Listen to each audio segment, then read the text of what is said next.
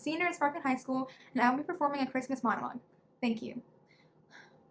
I used to be one of Santa's elves, and let me tell you what it's really like. Santa is not the jolly, button-nosed, rosy-cheeked man you think he is. He's a greedy, self-obsessed pig. I know, you're probably like, what? No way, Santa loves everyone. Well, you'd be wrong. He has us working all year long in terrible conditions. Do you think we get workers' comp? Think again. I worked in the dollhouse department, and it was a pretty easy gig for a while, until they started putting elevators in the dollhouses.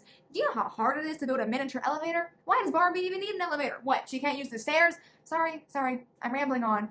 My point is that it's a horrible job, and Santa is a horrible boss, okay? We get no breaks, we have no health insurance, and don't even get me started on our vacation time.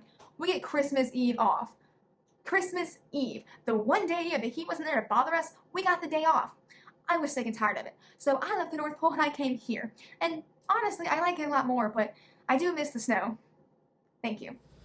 I think I really got into theater because my sister used to be in theater, and I had done theater for a while. I've done it for 10 years now, and it's been such a joy, and I never realized what it really meant to me and to other people until I got into high school and I got into Miss Glover's 9th grade play, and I realized that being with these people and having to hang out with people who you've never been around before, it really forms a community, and it helps to bring these feelings that you've never felt before, and it really helps to make a family out of the people you know. Dear Santa, if you know where my black leggings are, could you please write me back? Love, Sophie. Hi, my name is Ruth Hellman, and I'm a senior at Sparkman High School, and I will be performing a monologue that I wrote. Thank you. 'Twas the night before Christmas when all through the house not a creature was stirring, not even a computer mouse. The laptops were placed on the chimney with care in hopes that a new update would soon be there. The children were all nestled up snug in their beds, while visions of Zoom classes danced in their heads. And Papa and I all snuggled up in bed, not worrying about mass vaccines or travel instead, when all of a sudden there rose such a clatter. I sprang from the bed to see what was the matter, and away to the chimney I flew like a flash, looked up at the laptops and let out a sigh. Family from Norway wanted to Zoom. I answered and explained how we were all asleep, when what to my wondering eye shall appear 3 brand new updates. To stop lagging, I see. With a click so lively and quick, I knew in a moment it must be Saint Nick. Along with presents under the tree, our electronic devices were all gifted 3. And in the background, you could faintly hear, now Dasher, now Dancer, now Prancer, now Vixen, on Comet, on Cupid, on Donner and Blitzen. To the top of the porch, to the top of the wall, now dash away, dash away all. When met with an obstacle, old Saint Nick knew just what to do, a pre-recorded video chat for all the boys and girls. In this COVID season, it was sure to be loved. As I watched through the video, all 9 reindeer were there, and away they all flew like the down of a thistle. As I returned to my bed, Papa still asleep, I couldn't help but think about old Saint Nick. But as I sat there and pondered, I could have sworn I heard him say, Happy Christmas to all, and to all a good night. Well, my favorite memory in theater isn't really just one memory in specific. It's more of just the connections and friendships I've grown with all these people. Because I came into class sophomore year and I wasn't fully confident myself. And then people who were juniors and seniors at the time would walk up to me and they would encourage me and they would work and figure out how they could make me better and how they could teach me into being a better actor, but also a better friend in person. When they left, they still would check up on me. Having that it made theater better, and that's why I want to do that for other people too, because that's why Sparkman Theatre is a family. Hello, my name is Emily Hammer, and I'm a senior at Sparkman High School. Thank you. Come on, please pick up, Hey, listen, I know it's 3 a.m. and I'm sorry for calling you 53 times if I counted correctly. I'm sure you're either asleep or blocking all of my calls because you're super annoyed, but I have a really, really important hypothetical question. Hypothetically, what would you do if you were sorta, somewhat involved, depending on how you look at the situation, in the death of Santa Claus? Accidentally, of course. Say for the sake of the argument, I don't know, that you were trying to capture Santa Claus to show to your little brother that he is real and then let him go and have no consequences except maybe being on the naughty list for a little while, but then you accidentally tripped him and he fell and hit his head and has not been moving or breathing or anything for 2 hours and 45 minutes. 2 hours and 46 minutes. Hypothetically, that person who sorta killed him but didn't mean to and shouldn't really be held all that responsible, but maybe should, maybe not, please. But you don't think they'd have to take over for Santa Claus, would they? Because, there's still probably hundreds or thousands or millions of other kids who still need to get their presents. So it'd be kind of unfair to them if they didn't get anything that year because one idiot murdered him, but I wouldn't say murdered, I'd say accidentally maybe caused the death of. But it also wouldn't be fair to that person because, they didn't mean to. It was an accident, and they're also probably, in this case, just a scared kid who didn't mean anything and is absolutely not qualified to be Santa whatsoever, because hypothetically, they probably don't know how to work Santa's sleigh, or how to go from house to house, or which houses to go to, or who needs what presents, and who's on the list, or how to get to the North Pole. So, do you think that maybe Mrs. Claus would be next? But hypothetically, it'd be really hard to contact her on such short notice and have her travel around the world, and it would also be kind of mean to Mrs. Claus and the elves to tell them, hey, I just murdered the guy that you love and respect a lot, can you fill in for him, and not give them any time to mourn, because that would kind of suck, and that'd be kind of bad. But, that person also can't do nothing, or else the police will show up in the morning and find the sleigh on the roof as incriminating evidence, and the reindeer are probably super cold, have been sitting there for a really long time, and are probably really scared because I'm sure Santa doesn't take nearly 3 hours per house, or else he wouldn't get them done all in one night. And if the police come and realize that I've killed Santa or whoever, or using as an example, then that would probably be a pretty serious criminal offense. And that would probably, I don't know, a lot of people like Santa. Do you think it'd be how long is that wouldn't be death penalty, right? Or life in prison. Which would actually be way worse than having to leave all of your friends and family and loved ones and your life behind. Hey, unrelated, if I happen to mysteriously, for whatever reason, go missing after this, do you think you could do me a huge favor? Don't share any of my voicemails with anyone and delete them before going to the police, and write letters to Santa? Because, I don't know, I feel like maybe Santa might get kind of lonely in the North Pole, and Santa's age isn't specified, so Santa could even be your age and not a creepy old man, and I feel like maybe you could even be good friends with him, and tell Abby and Kaylee that they also have to write daily letters to him. Also, if you get a text from someone who's claiming to be Santa, please don't block them, and maybe be friends with them. And, have a Merry Christmas. And if by some strange coincidence, this happens to be the last time you ever hear from me, just know that I miss you. He's getting up.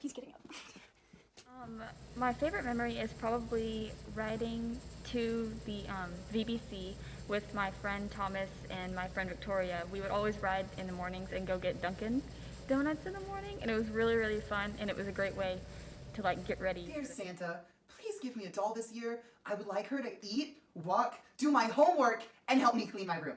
Thank you. So as a senior, I'm most looking forward to being the dance captain this year and just being able to share my love of dance through doing that and just helping younger kids become involved in theater. That's something I'm really passionate about. Hi, my name is Anna Lawler and I'm a senior at Sparkman High School. Everything's not fine.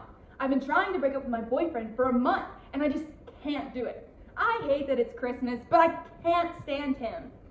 Every time we go to the mall, all the kids mistake him as an elf. Yeah, I get it. He's short. It's kind of embarrassing. And every Christmas event, activity, whatever we do that's Christmas, he wears the exact same sweater every time. And he's like, oh babe, look, it has llamas on it. And I'm like, yeah, cool. It's so annoying. And all my friends think he's annoying too. Whenever we hang out with them, all they tell me is how clingy he is. When we were at my friend Brady's house, he never left my side. I barely got away to go pee. All that to say, I'm over it. I need to break up with him tonight at dinner. I just don't know what to do. Singing in the Rain was my first show that I auditioned for, and it was honestly the best experience in my whole life. Being on stage and performing for an audience, making all those memories backstage with everyone during rehearsals, making new friends during Singing in the Rain, it really made me love theater so much, and that's why I've continued to do it. Hi, my name is Blake Westmoreland, and I'm a senior at Sparkman High School. Thank you. Well, who the heck waits till Christmas to break up with somebody? Well, at least I think she's breaking up with me. Now, to prove why I should not be broken up with, here are a few rebuttals to any prospective breakup reasons. Number 1, too short. Okay, I know that, well, I'm not the tallest, but I am the U.S.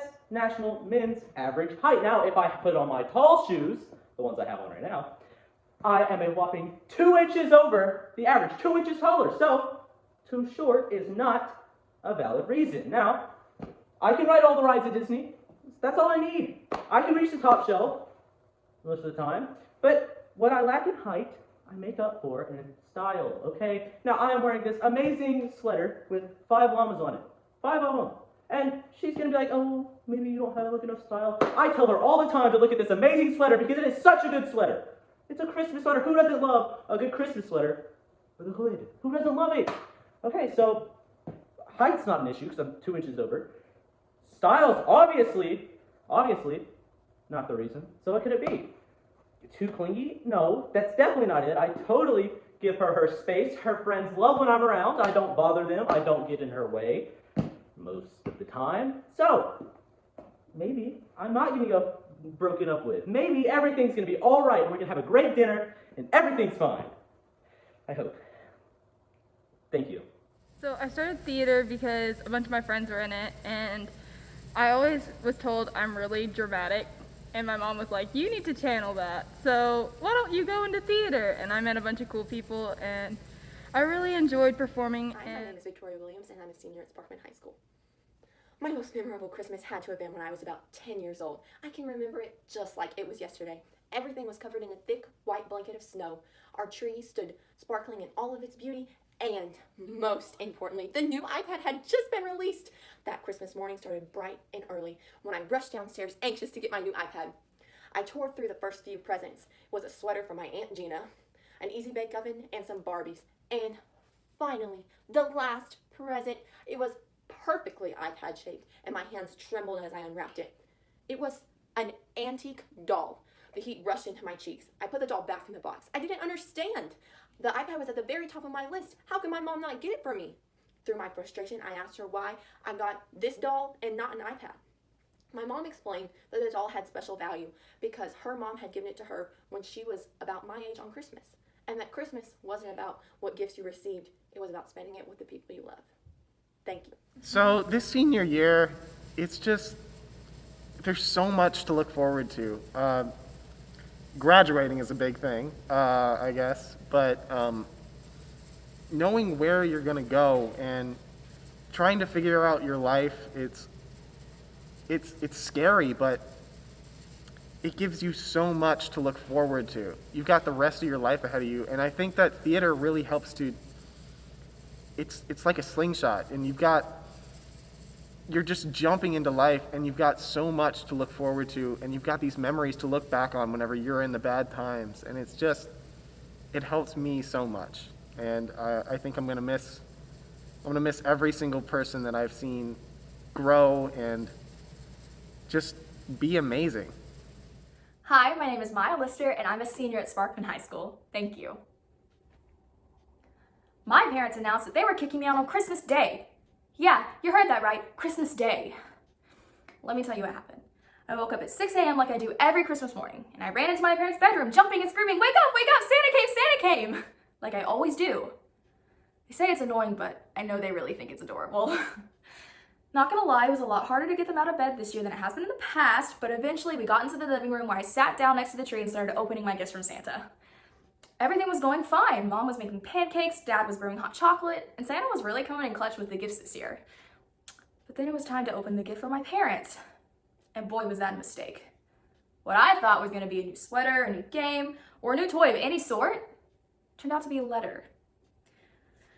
Now, I'm not gonna read it in detail, but the gist of it said, Tara, we love you, but you're 26 and you won't leave. So get out, and for the love of God, wake someone else up at 6 a.m. in the morning about Santa.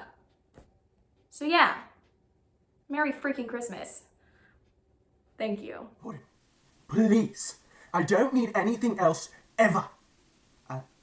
I know I haven't been perfect this year, Santa, but I was just doing what an orphan has to do, and Grumpkin is so scary. I know you normally don't deliver to orphans like me, but I promised last year that I would keep the crimes down to a minimum, and you didn't come. But I don't think it's that you don't care.